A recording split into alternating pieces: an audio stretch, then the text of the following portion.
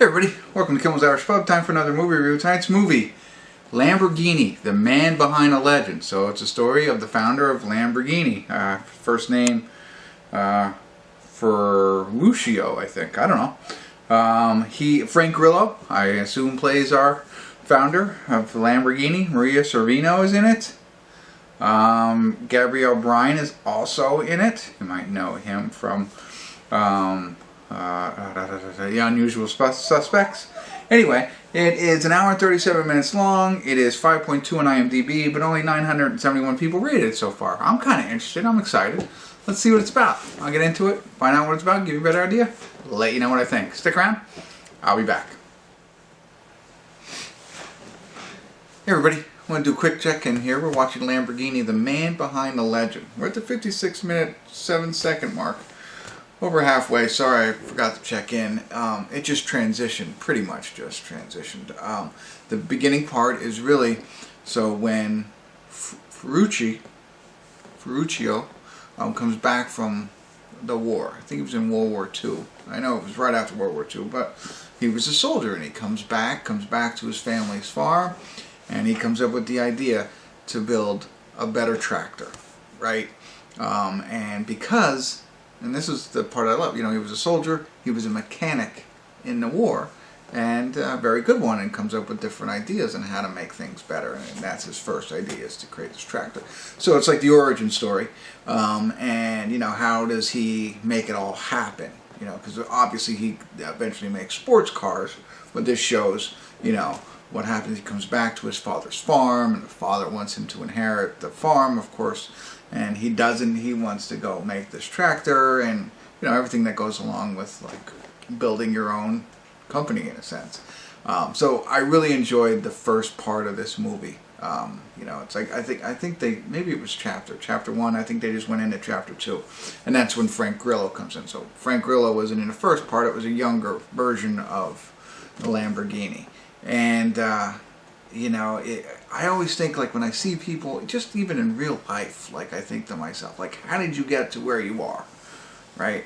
Now, obviously, I think this guy, he was a really, really good, smart mechanic. And, you know, that's not it, but he was able to do, you know, come up with different ideas and then produce them, at least for the tractor. And so that's a neat, you know what I mean? He wasn't born into it, he didn't inherit it.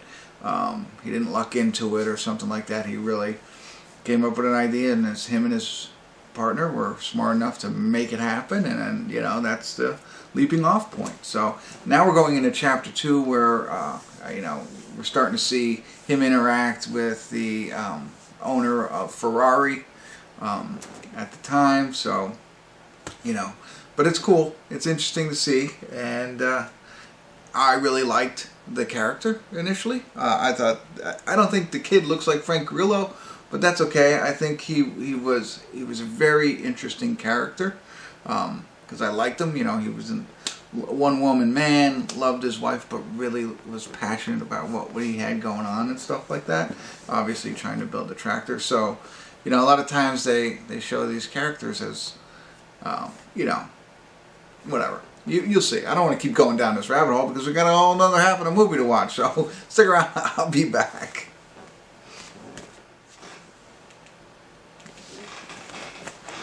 Hey everybody, we're at the credits of Lamborghini, the man behind the legend. Yes. So, well, there's a lot of credits. 6 minutes of credits left. Maybe we'll get some extra stuff. So let me just start right there. I know this is probably a longer than usual review because I went nuts in the check-in. One of the things I always like at the end of movies based on true stories, which I assume this is, right, is I like the words on the screens. I always love to see pictures of the people who they're supposed to be playing there. So the words on the screen were there.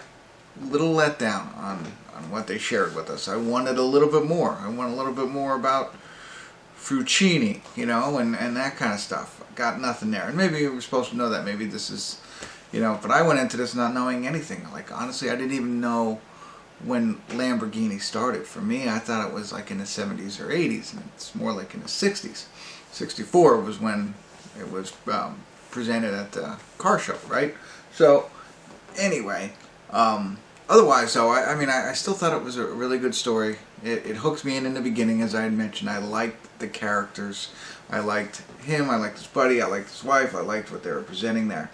But then you get to see the evolution of a man, a self-made man, become, you know, the creator of Lamborghini, and where that kind of takes him. You know, and it's funny because another movie, that's all I do is watch movies, but another movie they say, you know, people don't change. People are who they are, you know, and just different circumstances bring out who they are. So it's interesting when you keep that in mind when you watch this, and okay, neither Lamborghini or Ferrari companies had any involvement with this film. It's based on a story, some names have changed, characters. Okay, sorry, just wanted to check in. Yeah, I'm sure a lot of this is fictional, and you know, they laugh, oh, here's some pictures now. Okay. Now they're showing the picture. So you got to wait a little bit, then you get the pictures. A little picture of Ferruccio and a little crow. That's it. Okay. Anywho. So, you know, I was talking about how in other movies, where I get all my other information, is people never change. Environments just bring out who they really are. And if you keep that in mind when you watch this, you know, it's interesting because, like I said, the first chapter, there's 3 different chapters. The first chapter, when he was young, I liked the kid. You know, I liked what he was doing. He was driven. He was, you know, everything. I'm not going to repeat myself because I've said that all already. So, but then you see it change over time, obviously, as he becomes more and more successful. So, even at the end of chapter 1, you see that change happening. But almost reluctantly, you see it happening. But I thought Frank Grillo was good. I think he played the part really well. Again, not knowing anybody. And not knowing really anything about this, I thought it was really good. Now, it could be all fabrication and not really true, any parts of it, and that would be disappointing. I haven't read any of that yet, but if it is, you know, pretty much based on what actual events in a sense, I think it's interesting. It's short, keeps your attention, draws you in, and keeps you hooked. That's what I got for you. So, and I don't, you know much about cars either, as you can see. So there you go. I think it's worth a watch if you want to check it out. If you do like these kinds of things, love to see one on Porsche, as you say. That would be cool too. But I'm not just sure it's as exciting as this. They made this one out to be. So, all right, I've babbled on enough. Hopefully, I was helpful. If I was, let me know. Love to see your thoughts. And thanks for tuning in. Kimmel's Irish Pub. I almost winked.